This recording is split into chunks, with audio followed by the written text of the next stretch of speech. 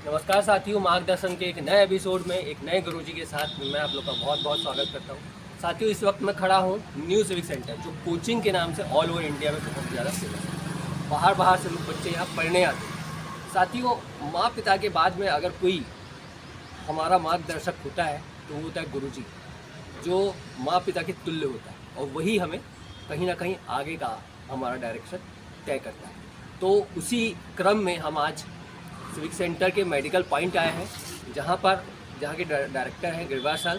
उनसे हम जानेंगे उनकी ज़िंदगी के बारे में, और वो कोरबा में प्रचार भी थे, उससे संबंधित प्रश्न भी करेंगे। साथ में बच्चों को क्या पढ़ाई करें, बच्चे ऐसा क्या करें, किस तरीके से तैयारी करें, उससे संबंधित जो मार्गदर्शन में रहता है वो हिस्सा आपको हमारे इस वीडियो में मिलेगा। तो आइए सर से मिलते हैं। आपका गूंज लाइव न्यूज़ में बहुत बहुत स्वागत है सर। धन्यवाद सर, दूसरी बार हम लोग रूबरू हो रहे हैं हम लोग।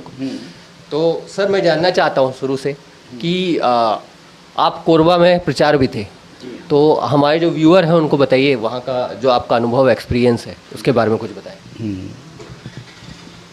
मैं सरगुंजा कोरबा में प्रिंसिपल था। वहाँ मेरे सरगुंजा में रहते 3 साल रहा। सरगुंजा एक ऐसा स्थान था जहाँ पीने का पानी भी नहीं था, और रिजल्ट उतना जो भी सामान्य था। 400 लड़के थे। मैंने वहाँ के वातावरण देखा कि प्लानिंग किया कि क्यों नहीं इस स्कूल को अच्छा बनाया जाए। उस प्लानिंग के तहत मैंने ऑफिसर, कलेक्टर जो भी है उनसे संपर्क किया। 16 एकड़ का प्लाट था। मैंने उसमें गार्डन लगाने का प्लानिंग किया, फिर पानी की व्यवस्था किया, फिर इस प्रकार के वातावरण तैयार किया कि बगल में लैंको पावर प्लांट था, उनके एमडी से संपर्क किया और सभी ने सहयोग दिया। और कुछ ही समय में वो स्कूल जो 400 बच्चे रहते थे, 2 साल के अंतर्गत में 1400 लड़के आ गए। सबसे बड़ी बात यह है कि बेस्ट प्रिंसिपल, बेस्ट स्कूल का पुरस्कार शासन द्वारा मिला। रमन सिंह ने 3 लाख का पुरस्कार दिया। कलेक्टर अशोक अग्रवाल ने पार्टी दिया। पूरा जिला के जितने ऑफिसर अपने पत्नी समेत वहाँ आए और उन्होंने मेरे तारीफ़ करते हुए बताया, ये जीडी गवेल हैं, इनको बेस्ट प्रिंसिपल, बेस्ट स्कूल के अवार्ड मिला है, इनके 5 बच्चे एमडी डॉक्टर हैं, और सबसे बड़ी बात यह है कि ये अपने आप को स्कूल के प्रति समर्पित हैं। इनका रिजल्ट टॉप स्कूल है। सभी क्षेत्रों में, खेल के क्षेत्रों में, आपका पीटी, पीएमटी, सभी क्षेत्रों में हर प्रकार के बच्चे को यहाँ से निकाले हैं। तो सर, आप क्या बचपन से ही टीचर बनना चाहते थे, प्रचार बनना चाहते थे, ऐसा कुछ था? नहीं, मैं बचपन से मेरे ख्वाब भी था, मेरे माता पिता के ख्वाब था कि डॉक्टर बने। शुरू से मैं मेधावी था। मेरे को स्कूल में डायमंड, मेरे शिक्षक लोग डायमंड के रूप में मेरे को पुकारते थे। हायर सेकेंडरी तक मैं टॉप था, और इस प्रकार से पता नहीं मेरे जज्बा कैसे था, किसी भी लड़की को मैंने आगे बढ़ने नहीं दिया। यही मेरा पता नहीं कैसे जज्बा था। उसके बाद मैं कॉलेज करने, उस समय पीएमटी नहीं था, बीएससी फर्स्ट ईयर के आधार पे सिलेक्शन होते थे। साइंस कॉलेज रायपुर में 1964 में मैं वहाँ एडमिशन लिया। उसी साल वहाँ मेडिकल कॉलेज पहले साल खुला। नंबर के आधार पे जाते थे, मात्र मैं 3 नंबर से चूक गया। बहुत ही कष्ट हुआ, और इतना कष्ट हुआ कि मैं अपने आप को सहन नहीं कर पाया, और 2 माह तक गांव में ही चला रहा। तो और ऐसा कुछ था कि पिताजी चाहते थे कि आप ये बनो या इस लाइन में जाओ?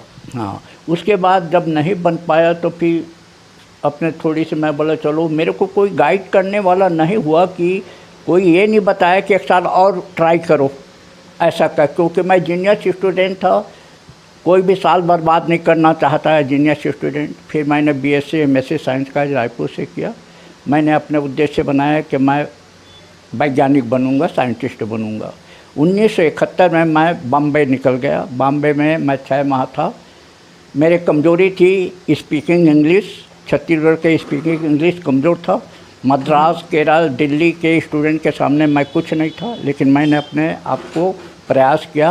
अंत में भाभा एटॉमिक रिसर्च सेंटर में ऐसे केमिस्ट अपॉइंटमेंट लेटर मिला।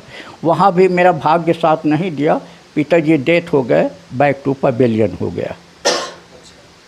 तो अब आप बच्चों को पढ़ाते हैं, अब मेडिकल पॉइंट नाम से न्यू सिविक सेंटर में अपना कोचिंग है। सर मैं ये चीज़ जानना चाहता हूँ, एक जो सरकारी स्कूल में जो बच्चे पढ़ते हैं और जो प्राइवेट स्कूल में बच्चे पढ़ते हैं, उनकी मैं थोड़ा मनः स्थिति जानना चाहता हूँ, दोनों में क्या अंतर है। आप प्राइवेट स्कूल वाले बच्चों को पढ़ाते भी हैं आज, और पहले आप गवर्नमेंट स्कूल में प्रचार रहे हैं, तो थोड़ा वो आप बताइए। देखिए, पढ़ने वाले बच्चा कहीं से भी अपने स्टैंड कर जाता है, चाहे प्राइवेट हो कि गवर्नमेंट स्कूल के हो। हमने हमारे स्कूल के एक बच्चे जो है आपका आईआईटी में, पहला गांव का बच्चा था जो आईआईटी में सिलेक्शन हुआ, मेरा ही स्टूडेंट है। सबसे बड़ी खुशी की बात है, धनबाद में उनका अपॉइंटमेंट हो गया, उसके बाद वो पीएचडी हो गया, उसके बाद उसका अमेरिका से बुलावा आया। आज बड़ी खुशी होती है। अभी मैंने उनको फ़ोन करके बताया, बधाई दिया कि मेरा ही स्टूडेंट जो पढ़ा हुआ लड़का है, गांव का लड़का है, इतने बड़े पद पे पहुंच गया। खुशी की बात होती है। गांव के लड़का हो चाहे प्राइवेट हो, इससे कोई फ़र्क नहीं पड़ता, पढ़ने वाला लड़का बस कहीं से मिल जाता है। ये है कि लगता है कि मैं प्राइवेट बड़े स्कूल में पढ़ता हूँ, ऐसा चीज़ नहीं। मैं भी तो सिंपल गवर्नमेंट स्कूल से पढ़ा हुआ विद्यार्थी हूँ, पहली से लेकर के आपका 11वीं तक गांव के परिवेश से पढ़ा हुआ हूँ। कोई बच्चा अगर 11th-12th में है और वो नीट में या आईआईटी में सेलेक्ट होना चाहता है, तो उसके लिए आप उन्हें क्या बोलना चाहेंगे? देखिए, बताने वाला चाहिए, डायरेक्शन चाहिए। सब कुछ बच्चे को ही करना होता है, सिर्फ बताने वाला चाहिए। जैसे फुटबॉल को लंबी किक मारना है तो कैसे किक मारें, किक तो सभी मारते हैं, लेकिन जो उनका जो बताने वाला है उसको ये बताता है कि 45 डिग्री पे ही मारना है, तभी वो सबसे ज़्यादा जाएगा। तो शिक्षक को सिर्फ मार्गदर्शक बताना, ऐसा ऐसा करना है और इतना ही पढ़ना है। मेरा एक ही उदाहरण है, मैं एक लड़की को उदाहरण बता रहा हूँ। धनबाद की लड़की है, श्वेता नाम की लड़की है, 12वीं पढ़ रही थी। उनको मैंने मोबाइल से 1 घंटा डायरेक्शन दिया कि ऐसा पढ़ना है, इतने करना है, परीक्षा आएगा, नीट की परीक्षा आएगा, कैसे तैयारी करोगे, पेपर आएगा, कैसे करना है, क्या कर, सब हमने बता दिया। वो लड़की टॉप 10 में आ गई, नीट के टॉप 10 में आ गई। तो बताया ना, होशियार बच्चे को सिर्फ मार्गदर्शन चाहिए और कुछ नहीं करना, सब वही है। सर ऑनलाइन वाले ज़माने में, आज जब ऑनलाइन हो गई सारी चीज़ें, बहुत सारी चीज़ें, तो बच्चे कैसे उस डिस्ट्रैक्ट से निकलें, कैसे ऑफलाइन में? ऑनलाइन में क्या होता है, जो व्यक्तिगत समस्या है वो दूर नहीं हो पाती, वो जनरल है। जैसे पानी गिर रहा है, बरसात का पानी गिरता है, हर खेत को, हर पेड़ पौधे को अलग अलग क्वांटिटी की पानी चाहिए, तो उस प्रकार के नहीं हो पाता। वहाँ सीधा सीधा बताते हैं और टीवी को उसको देखते रहते हैं, एकाग्र होकर के देखते रहते हैं, उससे जो होना चाहिए वो नहीं हो पाता। अब क्या करें, मजबूरी है, कुछ मजबूरी, चलो घर में ही पढ़ लें, घर में एक करके करें, वो अलग बात होती है। देखिए, थोड़ा बहुत हो सकता है, लेकिन बहुत से जो चीज़ें हैं दोनों में अंतर है।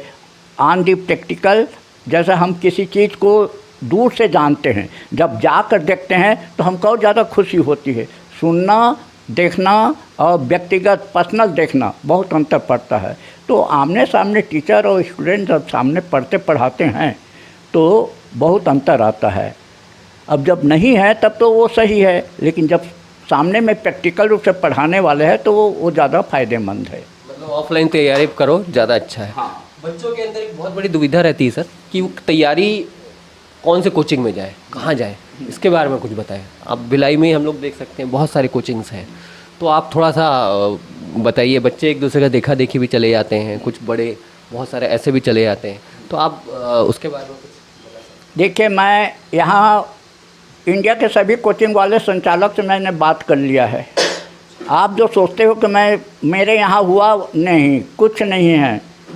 देखिए, आप में दम है, दम है कि मतलब विद्यार्थी सब चीज़ करता है। बड़े जब सिलेक्शन होता है तब कहता है कि मैंने किया है। मैंने एक कोचिंग को बात किया, आपका फीस क्या है, तो बोले 1 लाख रुपया। मैं पर बच्चे 5 लाख रुपया दे रहा हूँ, 5 बच्चे को मेरा सिलेक्शन होना है, आपके पास बहुत है। तो सर जी, हम लोग ऐसा नहीं करते। तो क्या करते हो, जब सिलेक्शन होता है तब कहते हो कि मेरा है, और जब नहीं आया तो थू थू करते हो, पढ़ा नहीं, ऐसा करते हो। ये तो गलत बात है ना। सबसे बड़ी चीज़ क्या है, जब तक से शिक्षक और स्टूडेंट बाप बेटे का संबंध होता है। बड़े बड़े कोचिंग में क्या है कि भीड़ रहते, भीड़ में बैठे रहते हैं। मैं एक उदाहरण दूँ, यहाँ के छत्तीसगढ़ में एक ऐसा लड़का था जो पूरा टॉपर था, 3 साल के बाद हो रहा है। बताइए, टॉपर लड़के 3 साल के बाद में हो रहा है तो क्या मायने रखता है। तो बहुत से बातें हैं जो जुड़ी हुई हैं। तो क्या है, बड़े कोचिंग के सवाल नहीं है, सवाल क्या है उसको सिर्फ टॉपिक पुस्तक कौन सा चाहिए, क्या चाहिए, कितना पढ़ना चाहिए, कितने घंटा पढ़ना चाहिए। एक जगह कोई बात किया 16-16 घंटा, इतना धमकाया उसको।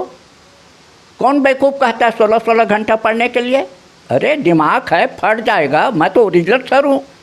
4-6 घंटा पढ़े, आराम करे। भैया सब कुछ काम किसको कराना है, ब्रेन से कराना है। ब्रेन यदि आपका पजल्ड हो गया तो सही आंसर कैसे वो आप ये करोगे।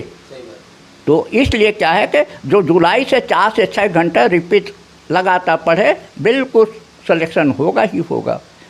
इसमें एक चीज़ पूछना चाहूँगा, जैसे कोई 11th 12th का बच्चा है या मान लीजिए नीट कर लिया, तो उसको कितने साल से स्टार्ट करे पढ़ाई करना अगर नीट में 11 से ही उसको। देखिए टीचर यदि वास्तव पढ़े, मैं तो शासन से भी बात करना चाहता हूँ, कोई कोचिंग करने की ज़रूरत नहीं है स्टूडेंट को। ऑलरेडी हर स्कूल में लेक्चरर है हर विषय के। सिर्फ उनको थोड़ा सा टाइम दे दिया जाए, थोड़ा सा उनको ट्रेनिंग दे दिया जाए नीट की या IIT की, तो वहीं से बच्चे पढ़ा लेंगे, वहीं से निकल जाएंगे। भाई उससे ज़्यादा ये लोग थोड़ी पढ़ाएंगे। जो क्लास टीचर पढ़ा रहा है, एक एक शब्द को जान रहा है, सिर्फ उसको ट्रेनिंग देना है कि नीट की जो तैयारी कैसे किया जाए। अलग से पढ़ने कोचिंग करने की ज़रूरत नहीं है, वो 11वीं 12वीं में ही निकल जाएंगे। मैं देखता हूँ यहाँ बहुत से बच्चे, अभी मैंने एक रिजल्ट निकाला, 100 में 4 जने का नीट में होता है सिलेक्शन। उसमें से एक जो है 12वीं के साथ होता है, जो 12वीं परीक्षा दिलाए हैं, एक बच्चा उसी का रहता है। तो वो लोग क्या है कि तैयारी ठीक से बताने वाला हो जाए तो कोई दिक्कतें नहीं हैं। कोचिंग तो एक माध्यम है बताने का, सब चीज़ तो बच्चे को ही करना है, जगना है, पढ़ना है, सब चीज़ करना है। टीचर सिर्फ अगर खूब पढ़ो, ऐसा करो वैसा करो, वो कहेगा, क्योंकि उसको रिजल्ट चाहिए तो कोचिंग चलेगा। नहीं तो किसी में दम है तो बताएं भाई मैं दे रहा हूँ, इस बच्चे को सिलेक्शन करके दे, तब माना जाएगा कि कोचिंग में दम है, टीचर में दम है।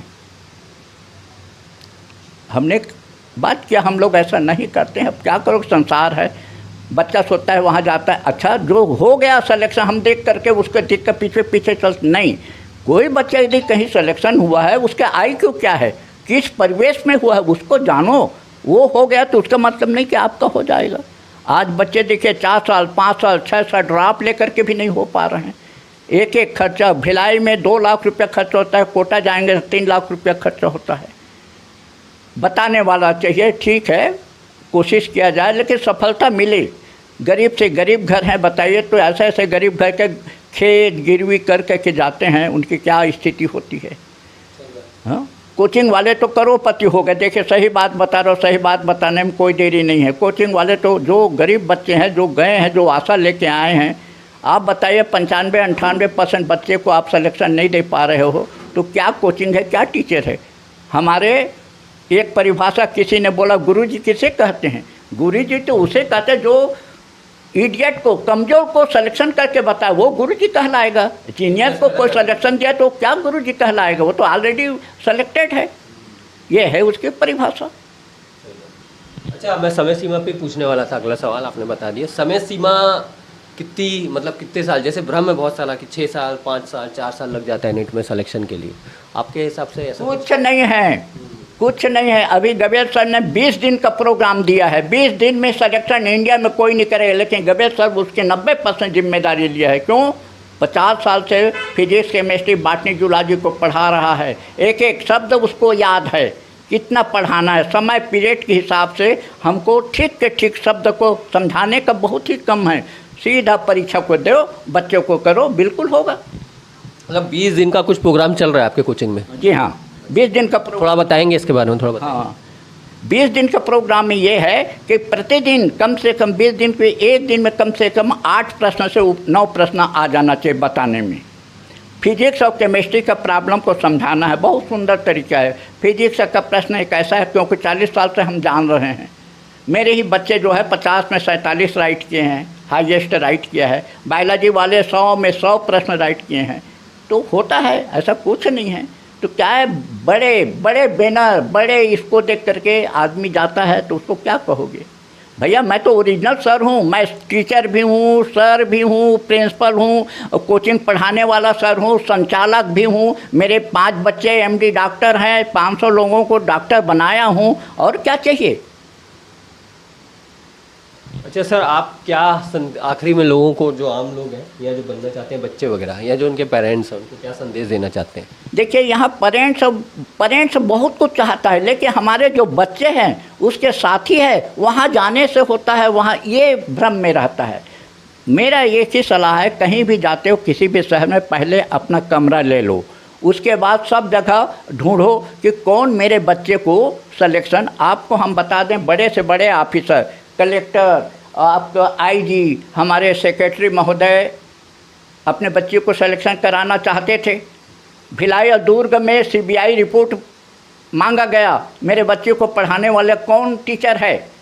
पूरा भिलाई और दुर्ग का कोचिंग का उन्होंने सीबीआई, पुलिस विभाग सब करके गया, तो सचिव महोदय आए अपने लड़के को सीधा बोले, गबेल सर आप ही के नाम आया है, आप मेरे बच्चे को आप गाइड करो। और सिलेक्शन हो गया और पूना में एडमिशन हो गया।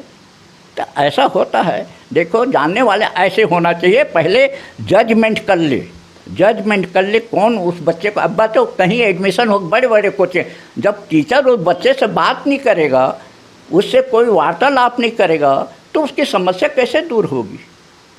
भैया आपस में बात होना, उसको कमजोरी को दूर करना बहुत ज़रूरी होता है। सर बहुत बहुत शुक्रिया, आपने गूंज लाइव को समय दिया थोड़ा, और बच्चों को मार्गदर्शन दिया, बहुत बहुत शुक्रिया। Thank you. तो साथियों, आप लोगों ने देखा सर का जो मार्गदर्शन है, जो 35 साल का अनुभव है, और उन्होंने बताया कि माध्यम कोई फ़र्क नहीं पड़ता, उसके अलावा आपको पढ़ना है तो 14-14, 15-15 घंटे पढ़ने की ज़रूरत नहीं है। 4 से 5 घंटे पढ़ो, लेकिन पढ़ो ऐसे कि मन लगा के 4-5 घंटा आप सिर्फ खो जाए पढ़ाई में, पढ़ाई को खेल समझ के पढ़िए। और सर का अनुभव काफ़ी आप लोगों को काम आ सकता है। मेडिकल पॉइंट नाम से कोचिंग है, गेवर सर हैं जीडी, और करीब उनको करीब मान के चलिए 50 साल का अनुभव हो गया है। तो आप यहाँ पर उनका नीचे में आप देखेंगे नंबर भी चल रहा है, तो आपको किसी प्रकार का मार्गदर्शन चाहिए तो फ़ोन पे आप कांटेक्ट कर सकते हैं। चाहे तो civic centre, new civic centre Bhilai में कोचिंग है, वहाँ पर आप आ सकते हैं। फिलहाल के लिए मार्गदर्शन में मैं शिव सिंह अपने कैमरा पर्सन साथी देवेंद्र के साथ विदाई चाहूँगा। आगे फिर गुरुजी के साथ में हम मिलेंगे। फिलहाल के लिए नमस्कार साथी।